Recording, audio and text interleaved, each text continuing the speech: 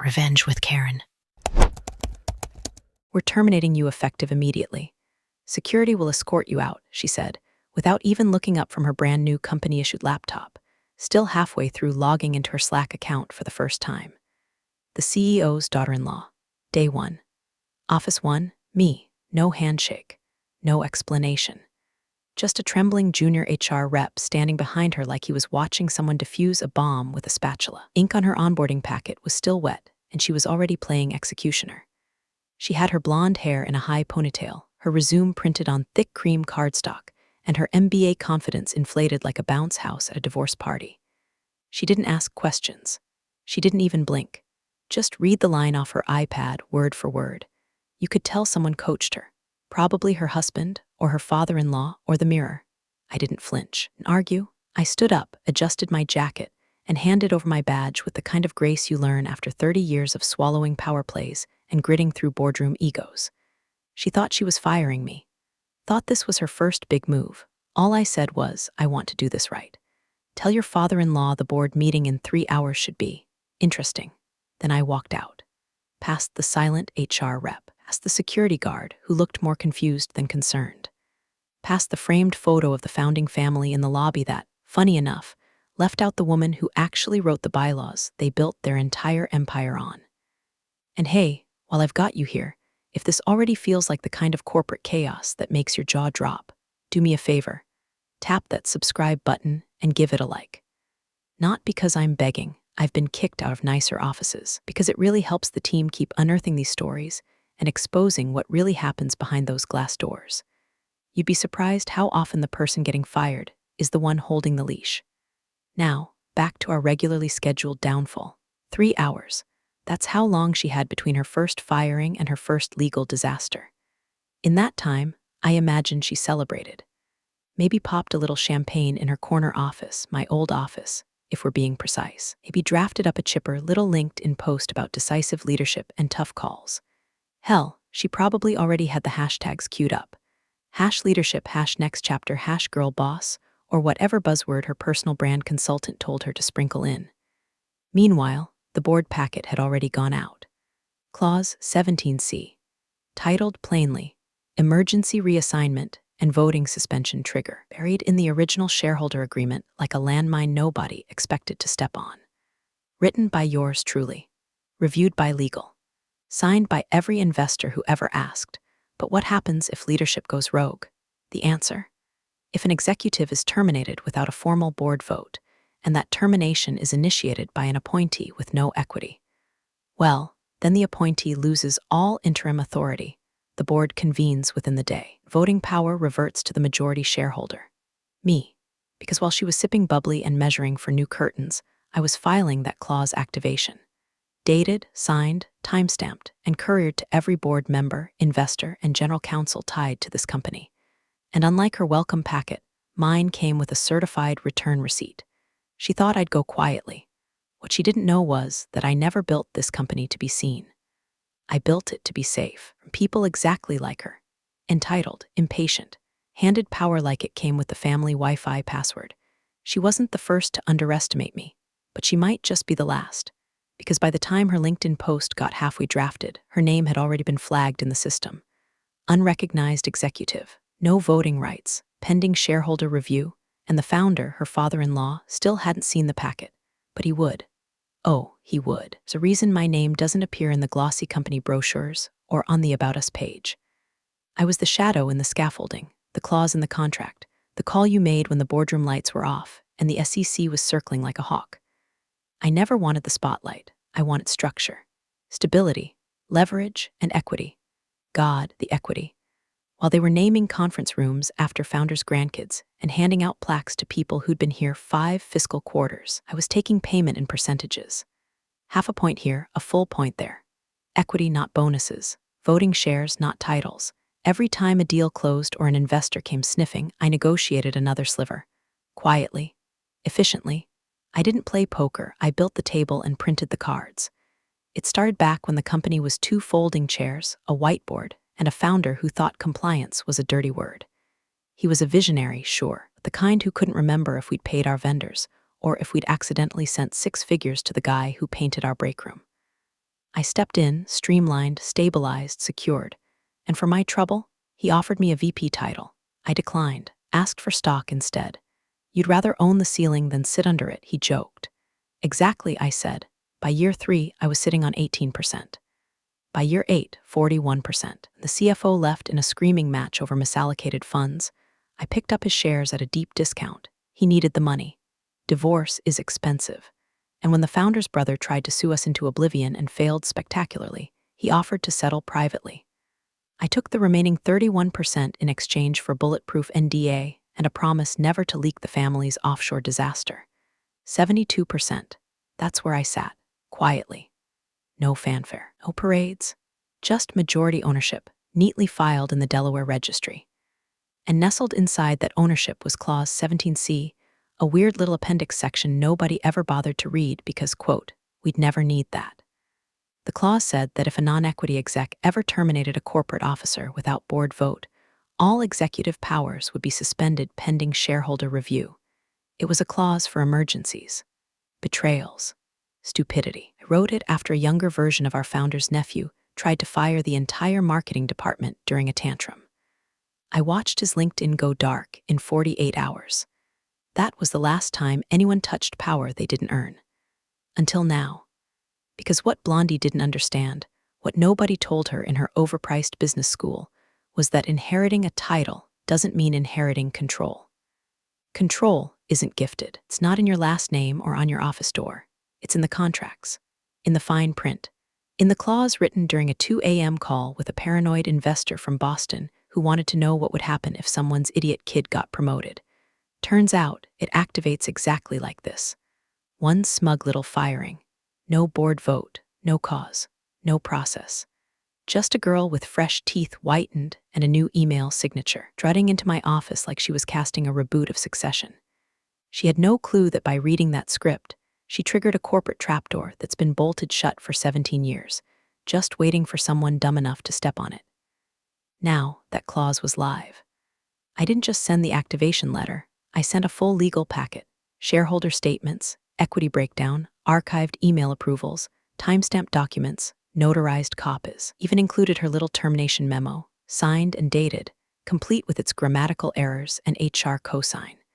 They'd laugh about that one later. Well, someone would. Because while she was figuring out how to order office plants and get her keycard upgraded, the board was reading a memo titled Immediate Suspension of Executive Authority, Clause 17C. She was about to learn what real power looks like. And the founder had no idea his newest family heirloom had just stepped on a landmine with her name engraved on the trigger. But that call was coming, and he wouldn't be laughing.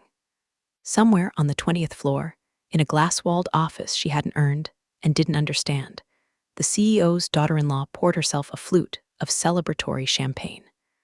The kind of bottle they save for IPOs or exits, neither of which were on her horizon. She popped the cork like she'd just slayed a dragon, not fired the woman who was the dragon, and replaced her with absolutely no one. First day, first problem solved, she texted her husband. Time to clean house. She kicked off her heels, crossed her legs like she'd seen in a million stock photo CEO poses, and opened her laptop to begin drafting a LinkedIn post that would have made any PR intern vomit from secondhand embarrassment. Something about making tough calls for long-term vision. She paused halfway through typing leadership is an action, not a title, unaware she was about to lose both. Meanwhile, downstairs, metaphorically and literally, the board members were opening a very different kind of bottle, one sealed in a fireproof FedEx envelope stamped confidential. Clause 17C activation. The courier had arrived 15 minutes prior, handed the packets to executive assistants like they were jury summons, and left without a word. Inside that packet was a 3-inch thick stack of hell. Cover page, Clause 17C activation, shareholder transition proposal. Subheading, request for immediate emergency board meeting under bylaw 8.4. Attached was a signed trigger letter, dated that morning, timestamped at 7:03 a.m., hours before I was ever terminated. Accompanying it, complete equity breakdown. Every share I'd acquired over 20 years, every transaction, every co-signed agreement. A full portfolio ledger with notarizations and verified filings. The reaction wasn't instant. It was worse. It was slow, That creeping kind of dread when you realize you're not in trouble, you're in litigation, and just hadn't checked your email yet. By the time the founder's personal counsel skimmed the clause and hit the key phrase, suspension of executive authority upon unilateral termination by non-equity appointee, he actually said aloud, "Oh no." And then again, quieter, "Oh no." The packet also included a meeting mandate. The board was legally required to convene within 3 hours. That timer had already started. I made sure of that. I didn't need to be in the building. The law was. The contracts were. And by the time her celebratory Instagram story hit champagne on deck, first move made. With a boomerang of clinking glasses, her name was already flagged by LegalZoom and DocuSign logs as the sole initiator of a termination she had no authority to make. Meanwhile, across the city and in 2 time zones, the board members were canceling lunches, skipping golf, and calling their assistants to reschedule quarterly reviews. They weren't happy. They were trapped. Because once Clause 17C activates, it's not about office politics anymore. It's about fiduciary duty, voting rights, SEC exposure, their personal assets, their names on filings they never reviewed. This wasn't some family spat. This was a legally binding reversion of control, and there, in black and white, was the number they hadn't thought about in years: 72% majority shareholder, voting control. Clause trigger, emergency recall of all executive appointments made in the last 48 hours. Immediate revocation of non-board sanctioned authority. My authority. Reinstated the moment hers was voided. Oh, and let's not forget the cherry on top. The clause wasn't just real, it was irreversible once filed. That little fact had been added during a very specific investor scare years ago. They wanted assurance that if someone did go rogue, couldn't undo the emergency meeting with a panicked apology and a retracted memo. There was no take-back button. So while she strutted through the hallway with her little clipboard and tried to figure out how to access the internal financial systems, the boardroom chairs were already being filled. The founder hadn't arrived yet, but his phone had buzzed, twice, and both times he ignored the screen. The third time he picked up, and everything changed. Founder was mid-backswing on hole 7 at the country club he half-funded, chewing a cigar that matched his tan and his ego when the first call came in. Ignored. Second one too. It wasn't until the third ring, persistent, sharp, from his general counsel's personal line, that he grunted, dropped the club, and snapped, "This better be good." What followed wasn't good. It wasn't even bad. It was catastrophic. "I need you back at headquarters," the voice on the other end said. "Ice cold now." "What? Why?" he barked. "You need to hear this in person." She signed something. Click. He didn't finish the round, didn't tip the caddy, didn't change out of his cleats. Just stormed to the Escalade and made it back to the office in under 20 minutes, an Olympic record for someone who usually required 2 assistants and a valet just to get through the front door. When he arrived, legal was waiting. So was his CFO, one trembling assistant, a half-full conference room where nobody was smiling anymore. The general counsel didn't waste time. Just opened a leather folder, took a breath, and read. Per Clause 17C of the amended shareholder agreement, any executive termination carried out by a non-equity appointee, without prior board vote, shall result in immediate revocation of all interim leadership authority. Suspension of C-suite appointments made within the past 48 hours. Automatic deferment of executive control to the majority shareholder, pending emergency board review. The founder froze. For a second, he looked like he hadn't heard English. Then his jaw clenched, his temples pulsed, and he growled, "Who signed the termination?" No one answered. He asked again. Louder, more desperate. "Who the hell signed the termination?" The CFO swallowed hard, eyes flicking to the junior assistant, who looked like she might vomit into her tablet. Finally, the general counsel responded, flat and unforgiving, "Your daughter-in-law, alone." The silence in that room was surgical. The founder blinked once, slowly, then again. The color drained from his face like someone had pulled a plug behind his ears. She doesn't have sign-off authority," he said, as if saying it aloud could somehow roll back the clock. "No," the attorney said. "She doesn't. She never did. She's CSO. She was appointed CSO.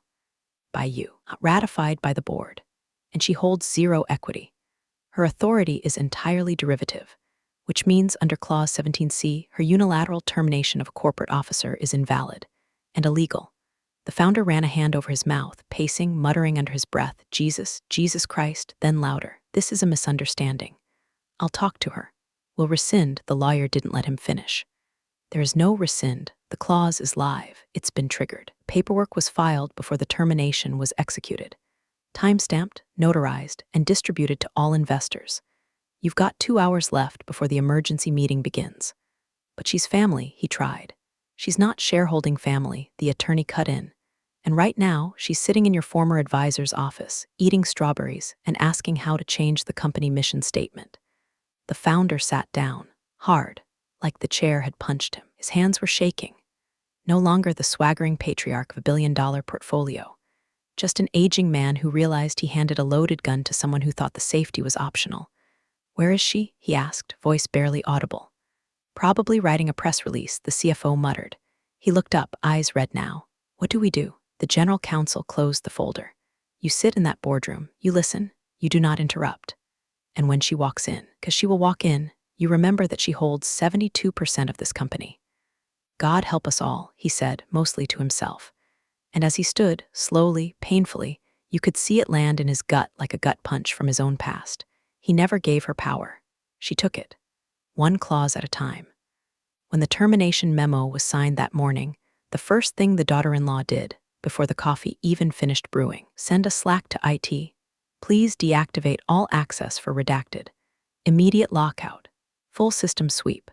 No thanks, no signature, just corporate bark typed with manicured nails." She was still basking in the buzz of perceived authority, probably thinking she was making history instead of tripping a wire. She CC'd 3 directors and added a smiley face to soften the blow, like emojis could patch legal sinkholes. IT director saw the message at 9:22 a.m. He stared at it, then at the terminal, then at the internal registry list, the real one, not the vanity dashboards that the C-suite used for board presentations. This was the back end, the bones. And right there, in bold text, primary administrator redacted, compliance authority token holder redacted, legal digital signatory for contractual binding redacted, shareholder registry control redacted, equity stake control access 72.04% redacted. He did not freeze the account. He did not lock her out. He did not even reply. Instead, he walked his laptop to legal, sat it down gently like a bomb with a timer ticking under the keyboard, and said she's still wired in. Fully. "If I deactivate her, we lose access to 3 compliance tools, 7 investor portals, the SEC auto-filing API, the shareholder ledger." Legal didn't even look up. Don't touch it. 10 minutes later, the daughter-in-law strolled by, acting like she ran the place. IT guy said nothing. Legal said less. The building had gone quiet, hushed like a hospital wing before bad news. Back in her office, she returned to her half-finished LinkedIn post. She read it aloud once. "Today, I made my first difficult decision as Chief Strategy Officer. Leadership means prioritizing the health of the company, even when it's uncomfortable. I'm proud of our direction. #leadership, #strategic thinking, #next chapter." She stared at the blinking cursor. Added a line, "A new era begins." But her fingers didn't move to hit post. Not yet, because something was off. Her inbox had gone quiet. No new messages from legal. No congratulatory replies from the board. And she noticed something else. Digital dashboard that usually displayed voting thresholds and operational metrics. It was grayed out. Like someone had flipped a switch she didn't know existed. She tried accessing the cap table. Error. She tried approving her own expense request. Denied. She tried to schedule a leadership memo through internal comms. Blocked. The digital systems weren't crashing. They were rejecting her. And then, as if summoned by dread itself, her phone buzzed. Unknown number. One text. The lead investor. "What's happening?" I thought she was untouchable. She reread it twice, mouth dry, then checked the sender. Confirmed it wasn't a prank. Lead investor. The one who personally flew across the country last year to beg her to mediate a merger. Untouchable. That word wasn't about her. It was about the woman she had just tried to delete. The same woman still listed as primary signatory on every single system. Same woman whose name appeared in the digital registry like the root directory of a network she never even learned to navigate. The same woman who, according to the cap table archived in their investor portal, still owned the place. She looked at her LinkedIn post. "Today I made my first difficult decision backspaced. All of it. The post stayed in drafts. She didn't even close the window. Just stared at it, pale now. One hand frozen on the mouse. In another office, founder's face was buried in his hands. And across the building, The IT director was calmly backing up a copy of the registry to a secure drive labeled per clause 17C. That was the moment the daughter-in-law realized something that business school never taught her. You don't delete a queen from the board. You just trigger her next move.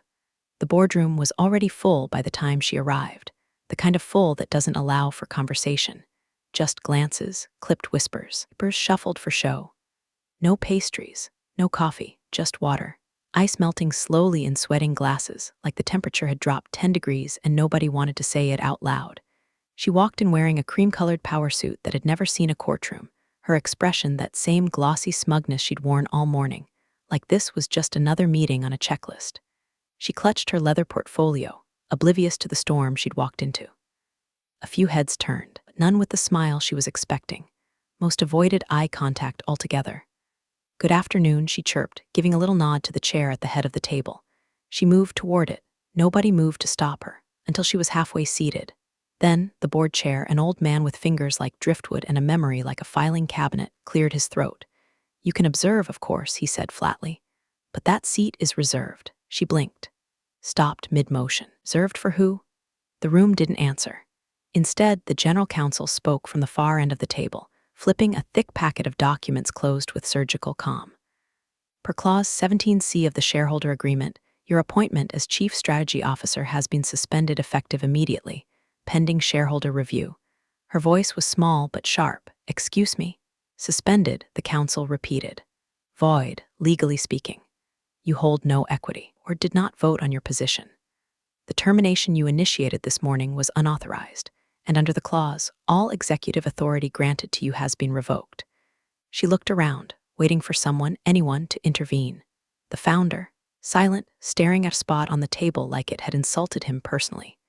The CFO, looking down at his phone, scrolling like he was trying to fast forward through reality. Even her own husband, seated near the end. Meet her eyes. He looked like he was trying to become the chair itself. She started, voice faltering. "I don't understand. That clause, wasn't it just a hypothetical? I mean, no one's used it before." The legal advisor adjusted his glasses. "It's in effect. It was activated with proper documentation this morning.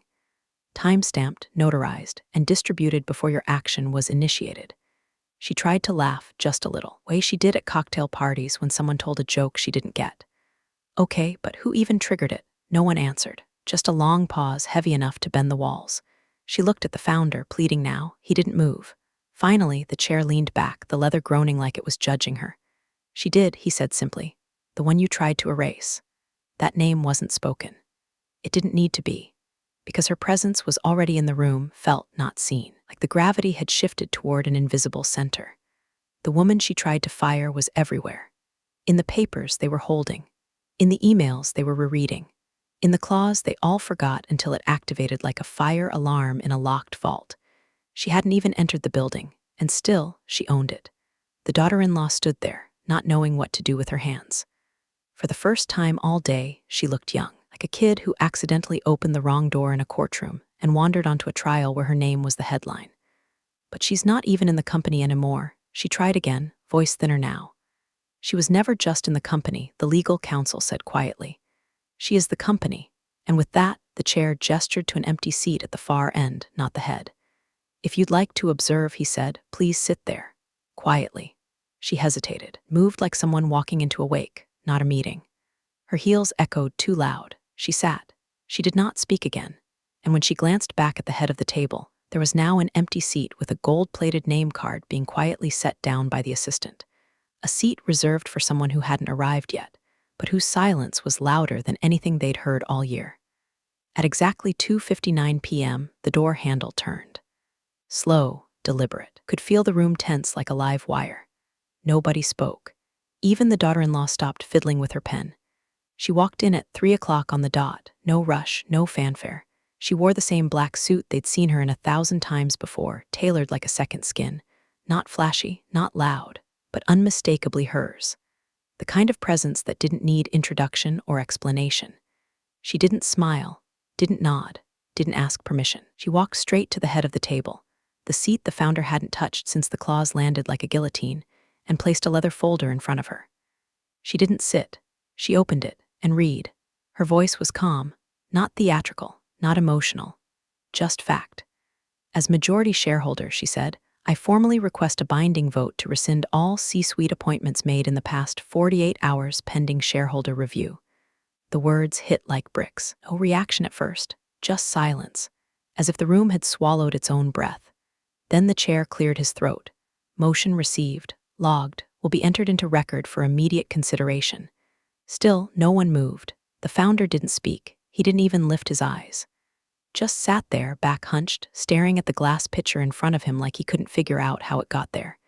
He looked smaller, like someone had reached into his chest and pulled out the confidence that used to carry him through IPOs, acquisition talks, and 3 different lawsuits without flinching. She didn't look at him, didn't need to. The daughter-in-law looked like she might faint. Her mouth opened, but no sound came out. Her hands, so steady hours earlier when she signed a firing memo with a signature that meant nothing, now trembled around the edges of her notepad. And still, she didn't speak. Nobody did, because there it was, written, spoken, witnessed, a reminder that she hadn't lost control when she was escorted out. She had given them the illusion of it. Let them play dress-up with titles and corner offices and LinkedIn banners while she pulled strings behind soundproofed legal armor. They thought she'd walk away. They thought the badge meant power. But she wasn't an employee. She was the owner. And this was her reminder. The lawyer confirmed the filing. Clause 17C empowers majority shareholder authority to override interim executive decisions pending board verification. A vote may proceed. The chair nodded. Motion is live. Board will reconvene privately for confirmation. You'll be informed of the results by close of business. I'll stay, she said. Not a request, not a threat. Just a statement of fact. Someone asked softly, would you like to take a seat? She finally turned, looked at the empty head chair. Back at them all? No, she said, I'll stand. It wasn't defiance, it was dominance. Quiet, absolute, and terrifying, because you don't sit when you already own the table. And she did. The board knew it, the founder knew it. Hell, even the Wi-Fi access logs knew it. She still had superuser privileges no one dared deactivate. The founder finally spoke.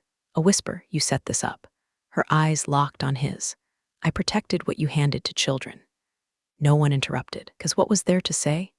She never stormed, never screamed, never sent a single passive-aggressive email. She waited, watched, let them think they were in control.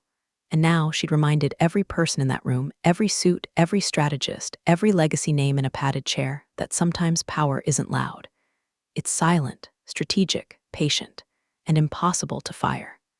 The boardroom cleared slowly, like people evacuating a church after an unexpected exorcism. No eye contact, no chatter, just quiet chair scrapes and shuffling folders, every director painfully aware they'd just witnessed something tectonic shift under their feet.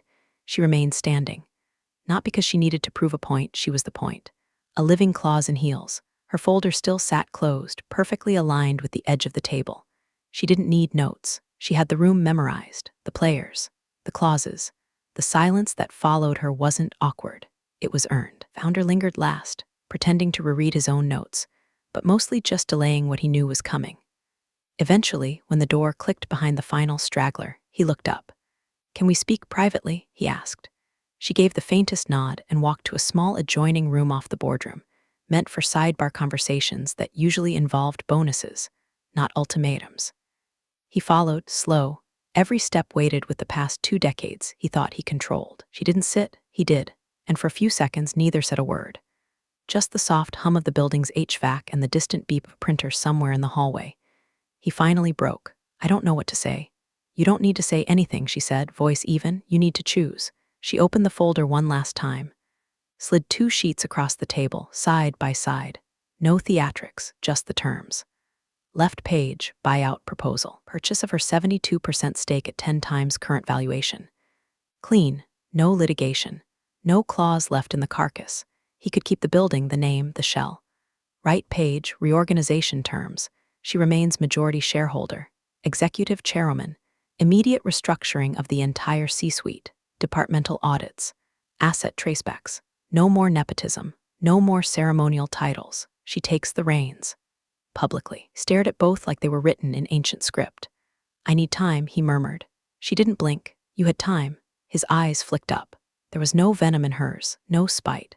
Just the unflinching clarity of someone who spent 20 years preparing for this exact moment while everyone else played musical chairs with titles. I never meant for it to get like this, he said weakly. She tilted her head. Then you should have read what you signed. That line landed hard, because it wasn't cruel, it was accurate. He reached for the buyout sheet, hand hovering, but didn't touch it. You'd walk away, just like that, clean house or sell, she said. But I won't let this place rot under your name. He flinched at your name. Because the truth was, her name had always been absent from the plaques, but present in the bylaws, the financials, the risk audits, the contracts he never actually read. Her name was in the footnotes that made the empire legal. You want revenge? He asked, almost to himself. She didn't answer, because it wasn't revenge. It was structure, consequences. The quiet kind that comes when you ignore a leak for so long it becomes the flood. He sat back, rubbing his temples like he could knead time backwards. She stood perfectly still, letting him writhe in the reality he had built on assumptions and last names. After a long pause, he asked, "How long do I have?" She picked up the buyout paper and folded it once neatly. "You'll get the formal offer tonight, 24 hours. Then she turned, leaving the reorg proposal where it lay. As she reached the door, she stopped. "One more thing." He looked up. "When she walked into my office and fired me," she said, her voice low and steady, "she didn't make a mistake. She made a choice." Then she opened the door and left him alone with the one thing he feared more than losing control, living in the world where he never actually had it. The next morning, the building felt different. Not louder, not quieter, just stripped of pretense, like someone had peeled back the wallpaper and found the original blueprint beneath. There was no announcement, no Slack blast, no celebratory donuts in the break room. Just a single calendar update on everyone's schedule, emergency transition, debrief, executive attendance mandatory. The founder didn't show. Instead, his resignation email went out 5 minutes before the meeting. "After many wonderful years, I am stepping down for personal reasons. I have full confidence in the board and shareholders to guide the company forward." No one replied. The daughter-in-law arrived at 8:57 a.m. in a muted gray blazer and flats, confidence deflated, eyeliner smudged like she hadn't slept. Her badge didn't beep when she tried to enter the main conference floor. Security guard approached her gently, respectfully, and offered to escort her out. She didn't fight it. She didn't ask to speak to anyone. She just handed over the badge, the company phone, and the keys to the office that had never really been hers. As they walked her past the reception desk, she glanced up at the digital wallboard where execs' names used to scroll in glossy animation. It had already been updated. Upline, executive chairwoman appointed by majority shareholder. No photo, just the title. The new executive team gathered at 9 o'clock sharp. Not a ragtag group of legacy ladder climbers, but a surgical unit of investor appointees, people who knew how to rebuild a company without needing a ribbon-cutting ceremony. Legal sat beside compliance. Finance next to governance. No motivational posters, no empty titles, no illusions. She entered last. Still no fanfare. She walked straight to the head of the table. This time, she sat. They began with action items, C-suite role audits, equity realignment procedures, contract rewrites. Nothing dramatic, nothing chaotic, just the meticulous, quiet labor of a woman reclaiming the house she designed with her own hands. At one point, someone joked, "We should print out Clause 17C and frame it." She didn't laugh, just nodded once. "Make sure it's visible." Meeting ended on schedule. No applause, no press release, just motion, movement, a return to real leadership. She stood and gathered her folder, pausing as the room cleared. Then she walked the same hallway she'd been marched down days earlier, the same tiles, the same scuffed corner where someone's rolling suitcase always caught. Only this time, people didn't avoid eye contact. They nodded, opened doors, made space. She passed the IT office. Director gave her a thumbs up and said, "Admin rights restored." Already rerouted. She didn't stop walking. She passed the compliance wall and paused just long enough to notice that the outdated org chart had been removed. Someone had left the nails in the drywall, like a reminder that nothing is permanent, but some things leave marks. And finally, she reached the lobby. Same receptionist, same desk. Except this time, she didn't walk past it. She stopped, set her folder down. With a smile that wasn't smug, just real, she said, "Tell them I'll need new badge access.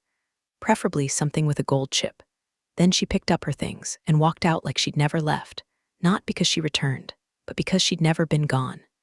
Power didn't come from a title, or a nameplate, or a bloodline. It came from knowing the wiring inside the walls, the ink in the contracts, the rules everyone else forgot until they were reminded. And now, everyone remembered exactly who built the building. Big thanks, you legends of the old office days. Subscribe to keep the switch flicking chaos alive. Your ex boss is shaking in their loafers.